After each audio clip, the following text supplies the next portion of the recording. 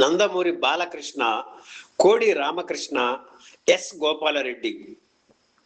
ఈ కాంబినేషన్ కు ఆ రోజుల్లో విపరీతమైన క్రేజ్ ఉండేది.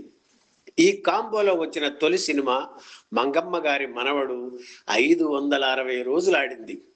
రెండవ చిత్రం ముద్దుల కృష్ణయ్య 365 రోజులు ఆడింది. వీరి కలయికలో వచ్చిన మూడవ సినిమా మువ్వగోపాలుడు కూడా 300 రోజులు ప్రదర్శితమై సూపర్ హిట్ కావడంతో ఈ కాంబో హ్యాట్రిక్ సాధించింది.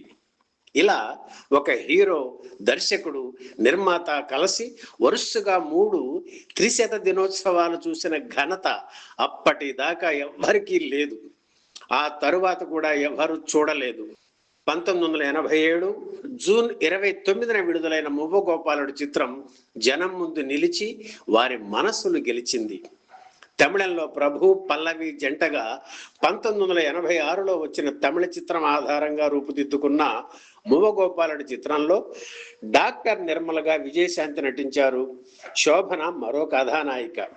జయచిత్ర, రావు గోపాలరావు, గొల్లపూడి, వై విజయ, కె శర్మ తదితరులు ఇతర ముఖ్య పాత్రలు పోషించారు. ఈ చిత్రానికి గణేష్ పాత్ర మాటలు, డాక్టర్ సి నారాయణ రెడ్డి పాటలు రాశారు.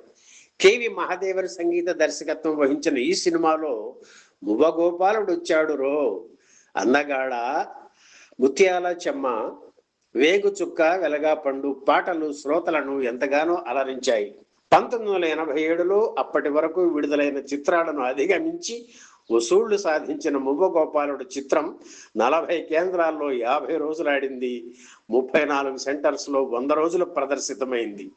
1987 సెప్టెంబర్ 27న మద్రాసులోని మేయర్ రాధాకృష్ణన్ కార్పొరేషన్ స్టేడియంలో జరిగిన 100 రోజుల వేడుకకు నిర్మాత రామానాయుడు ముఖ్య అతిథిగా హాజరయ్యారు. ఆ స్టేడియం కెపాసిటీ 50,000. అయితే దానికి మించిన సంఖ్యలో బాలయ్య అభిమానులు రావడంతో స్టేడియం జనంతో కిక్కిరిసిపోయింది.